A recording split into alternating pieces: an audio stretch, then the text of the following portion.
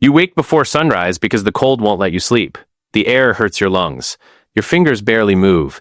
Every breath leaves a cloud that disappears into the darkness. Outside, the ground is frozen solid. The nearest tree is coated with ice. Somewhere beyond the hills, wolves are moving through the snow. You don't have a furnace. You don't have insulated walls. You don't even have a blanket thick enough to keep the wind away. Yet somehow, you survive.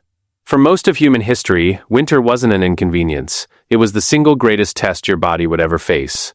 During the last ice age, temperatures across parts of Europe regularly fell below -20 degrees Celsius, and massive ice sheets covered nearly 30% of Earth's land surface around 20,000 years ago.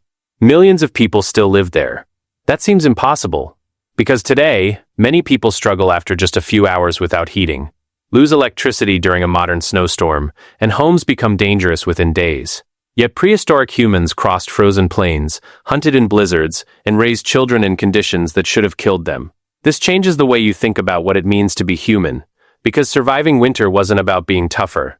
It was about becoming something no other animal had ever managed to become. Around 400,000 years ago, a place called Schöningen in northern Germany looked very different. Today it's farmland. Back then it was a cold lakeside landscape where early humans hunted horses using carefully crafted wooden spears. Archaeologists uncovered 8 remarkably preserved spears there, each nearly 2 meters long.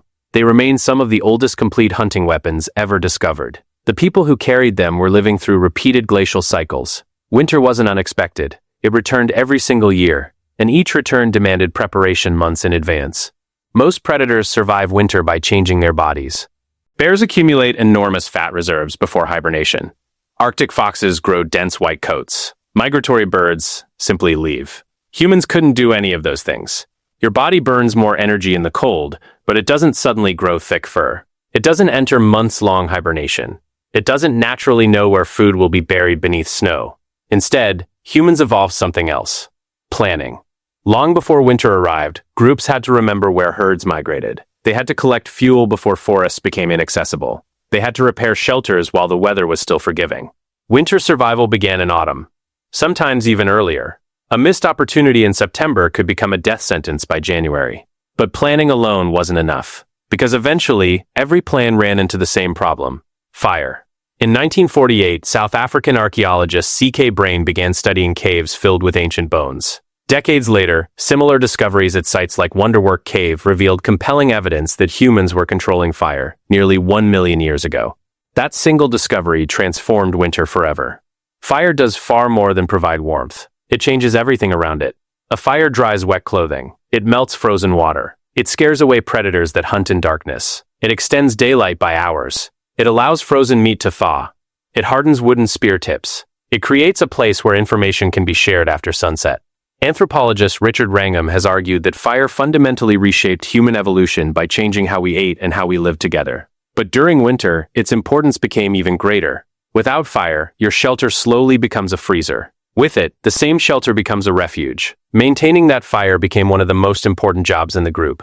Many traditional societies treated fire almost like another family member. Someone always watched it. Someone always protected it. Because starting a brand new fire during freezing rain or heavy snow wasn't guaranteed. Losing the flame could mean losing your only reliable source of heat. But warmth alone couldn't solve the biggest challenge winter created. Because the cold doesn't just attack your skin. Eventually, it attacks your food. And that's where prehistoric humans made one of the most important discoveries in our entire history. Food disappears quietly. The berries that covered the hills in summer are gone. Rivers begin freezing over. Herds move hundreds of kilometers south. Plants retreat beneath snow. Every calorie suddenly becomes difficult to find. For most animals, this is the moment evolution takes over. A ground squirrel can lower its body temperature to just a few degrees above freezing and survive months without eating. Reindeer grow specialized hooves that cut through ice to reach buried lichen. Even wolves reduce their activity when prey becomes scarce. You can't. The human brain accounts for only about 2% of your body weight, yet it consumes roughly 20% of your resting energy. Even in winter, your brain demands fuel every hour of every day. The colder it gets, the more dangerous hunger becomes. So ancient humans solved the problem before winter ever arrived. Around 23,000 years ago, during the last glacial maximum, groups across what is now Ukraine, Poland, and the Czech Republic began treating food less like a meal and more like a future. At sites such as Dolní Věstonice in the Czech Republic, archaeologists found evidence of large-scale hunting, meat processing, and long-term occupation during some of the coldest periods of the Ice Age. These weren't random camps. They were carefully chosen locations near migration routes. People understood something remarkably modern. Predictability was more valuable than abundance. Instead of chasing every animal they saw, they learned the seasonal rhythms of mammoths, reindeer, horses, and bison.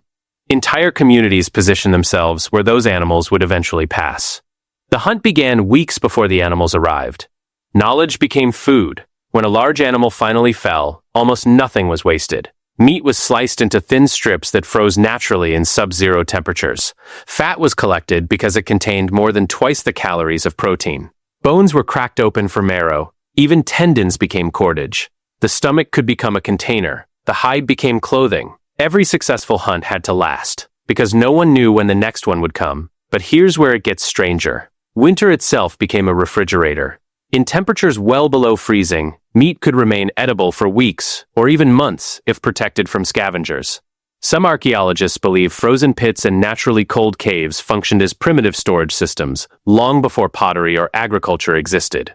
The environment that tried to kill you also helped preserve your next meal. Human survival depended on noticing contradictions like that, seeing opportunity where every other species saw only danger. Then there was the shelter itself. In 1960, Soviet archaeologist Ivan Pitoplichko documented remarkable Ice Age structures in Ukraine, built from hundreds of mammoth bones.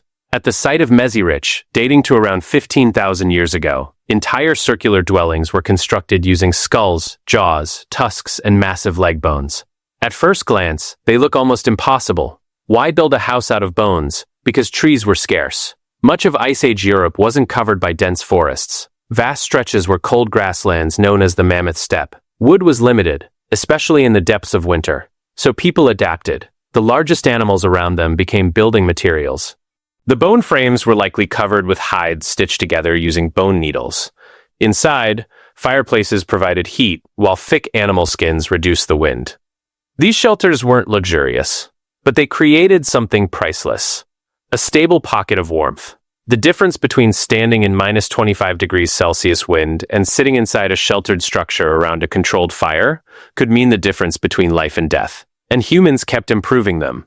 Evidence from caves like Grotte du Lazaret in southern France suggests that even 170,000 years ago, groups were already organizing living spaces with surprising precision, placing sleeping areas away from entrances and keeping fires in central locations where heat could spread more efficiently. These weren't people merely enduring nature. They were redesigning it. One shelter, one fire, one winter at a time. Except warmth and food solved only part of the problem. There was another threat that couldn't be hunted, couldn't be burned, and couldn't be seen until it was already inside the group. Disease. Disease moves differently in winter. You spend more time inside the same shelter. Smoke hangs in the air. Fresh water freezes. A small cut takes longer to heal. One infected wound can spread through a family long before anyone understands what is happening. Without antibiotics, that should have been the end. Yet humans kept surviving, not because they defeated disease, but because they learned to reduce the chances of it winning. In 2010, geneticists analyzing the genome of the Neanderthal from Vindija Cave in Croatia found evidence that many immune-related genes were later inherited by modern humans through interbreeding. Today, researchers estimate that people of non-African ancestry carry roughly 1 to 2% Neanderthal DNA. Some of those inherited genes help regulate how the immune system responds to unfamiliar pathogens. That means part of your ability to survive cold environments may not have evolved from modern humans alone. It came from relatives who had already spent hundreds of thousands of years adapting to Ice Age Eurasia. Evolution wasn't working in isolation. It was sharing solutions. But genes could only do so much. Daily habits mattered just as much. Archaeological sites repeatedly show that ancient people preferred fresh flowing water over stagnant pools whenever possible. They discarded waste away from sleeping areas. Broken bones from prehistoric skeletons reveal something equally remarkable. Many of those injuries healed. A man from Shanidar Cave in present-day Iraq, who lived around 45,000 years ago, survived with a crushed eye socket, severe injuries to one arm, and damage to one leg that likely left him permanently disabled. He could not have hunted effectively on his own, yet he lived for years after those injuries. Someone fed him, someone protected him, someone kept him alive through multiple winters. That single skeleton reveals something extraordinary. Human survival wasn't an individual achievement, it was a collective one. The strongest group wasn't always the one with the strongest hunter. It was the one that refused to leave its weakest members behind. But even cooperation had limits. Because winter attacked something far less obvious than the body. It attacked the mind. In the high Arctic today, researchers studying communities that experience months of darkness have documented how isolation, disrupted sleep, and the absence of sunlight affect mood and decision-making. While Ice Age winters were different from the modern Arctic, they likely placed similar psychological pressures on prehistoric groups. Imagine weeks of gray skies, days so short that darkness arrives almost as soon as you wake. The same faces, the same shelter, the same uncertainty about whether the next hunt will succeed. Fire became more than heat. It became a center of attention. Anthropologist Polly Wiesner, studying the Juhoansi people of southern Africa, found that conversations after dark shifted dramatically. Daytime discussions focused on practical survival, but around evening fires, people told stories, shared myths, laughed, resolved conflicts, and passed on knowledge. Night changed what humans talked about. The fire created a space where memory could outlive the people who first experienced it. One generation learned where rivers froze first. Another remembered which valleys trapped the coldest winds. A child listening beside the flames inherited thousands of winters' worth of experience without ever living through them. Knowledge became an invisible shelter. Every story was another layer of insulation. Every shared memory made the next winter slightly less unpredictable. That's something no other species has ever mastered to the same degree. By around 12,000 years ago, the last ice age was coming to an end. The great ice sheets retreated. Forests expanded. Agriculture would emerge in several parts of the world over the following millennia, beginning in regions like the Fertile Crescent. Winter didn't disappear, but humanity had changed. The people who walked out of the Ice Age were no longer surviving through strength alone.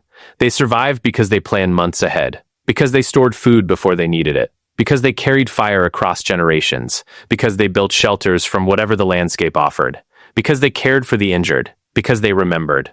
And because they taught those memories to children who had never seen the disasters that created them. Today, when you turn up a thermostat, zip a winter jacket, or fill your pantry before a snowstorm, you're using the same strategy that carried your ancestors through the coldest millennia in human history. The difference isn't that you no longer prepare for winter. It's that thousands of years of human knowledge now prepare for it before you ever have to think about it.